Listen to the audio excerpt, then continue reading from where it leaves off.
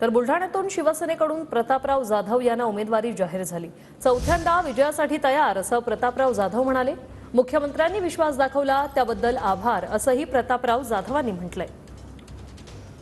सोबत बोलण्यासाठी स्वतः प्रतापराव जाधव भाऊ, काय पहिली प्रतिक्रिया आज तुम्हाला उशिरा का होईना पण उमेदवारी जाहीर झाली?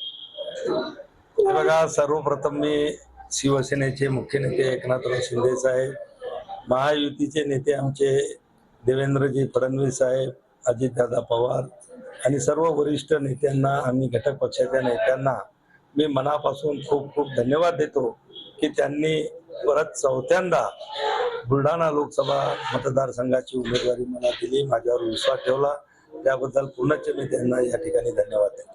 लोकसभेच्या रणांगणात तुम्ही चौकार मारणार?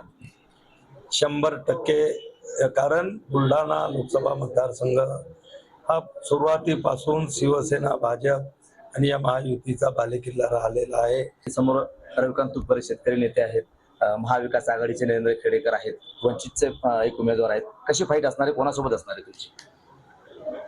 हे बघा, तुम्ही उल्लेख केला शेतकरी नेते वगैरे, मी सुद्धा खेड्यात राहणारा शेतकऱ्याचा मुलगा मी आहे आणि शेतीशी मी जुळलेलो आहे आणि म्हणूनच भूमिपुत्र म्हणून मला संपूर्ण जिल्ह्याच्या बाहेर मला ओळखतात।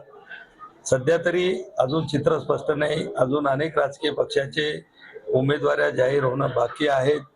उमेदवारी अर्ज मागे घेतल्याच्या नंतर रिंगणात असलेल्या उमेदवाराच्या पैकी त्या ठिकाणी नक्की लक्षात येईल की आपण कोणासोबत लढणार आहोत। Cameraman Nilesh Deshmukh, Ganesh Solanki, TV9 Marathi.